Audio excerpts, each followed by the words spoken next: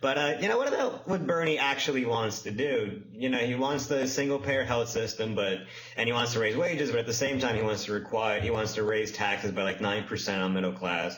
And that's not even to mention how he's going to cover free college, expand Social Security, fix the country's crumbling infrastructure. Too much, of course. I mean, the Wall Street Journal estimates it'll be about $18 trillion over a decade, and that's not to mention that it all has to go through Congress. Josh, is any of this actually doable? No. I mean, well, some of it might be, and here's the thing, because at the very least, Sanders is doing, and because he's genuine about these causes, he is starting from the place where it's time to negotiate. I mean, so he starts out saying he wants single payer, he'll end up with a public option.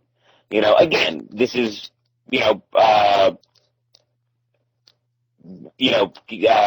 there's a million other things that could ruin that. But in terms of what he can do by starting,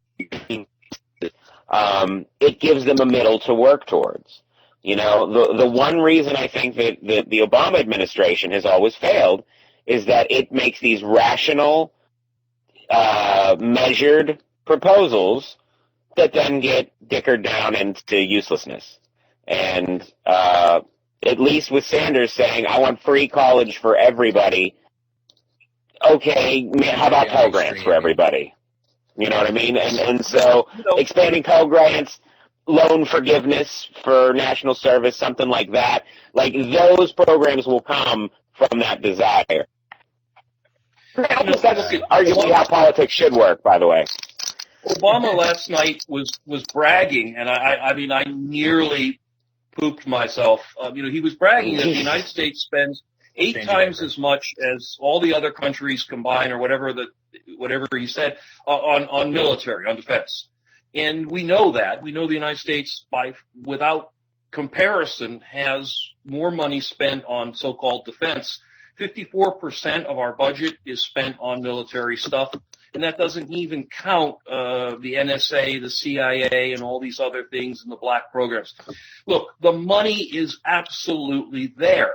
We're spending $18 million a day in this Iraq-Syria war. Take a day off, people. That buys a lot of tuition. So the idea would be that there's no money, there's no way. I mean, I know the problems about cutting the defense budget, but the point is that if we were, Botswana, where there was like $30 a year to divide up, yeah, it's tough. But we're not. We're extremely rich. We have an extraordinary amount of money that the government works with. They just don't use it for us.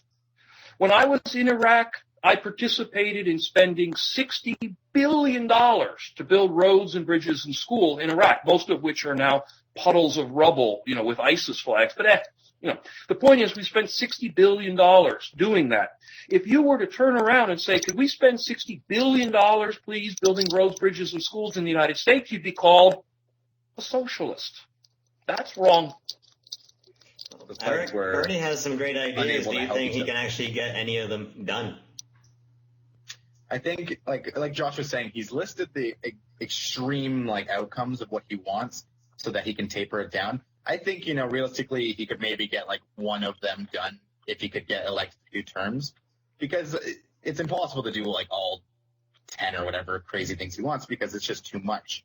And you also have to factor in, if he were to serve 2 terms, would he be alive for the second?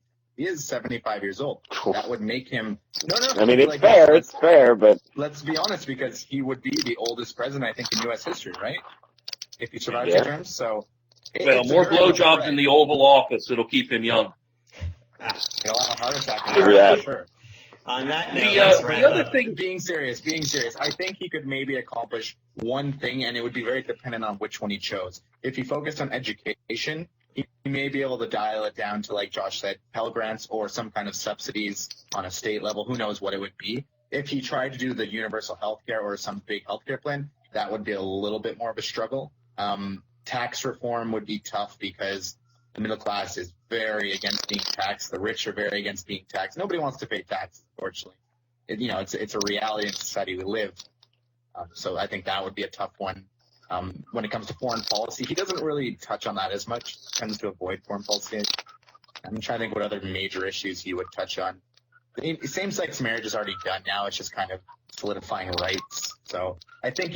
But that's to get the cheers up. That's to get the fire up in you. You know. Wages or education would be the two big ones. Wages would be a tough one because you have to convince all the corporations to go along with it, and they have so much lobbying power. So yeah, I think education would be the one he'd push for, and I think it's doable. All right, great. So at least some part of it is doable.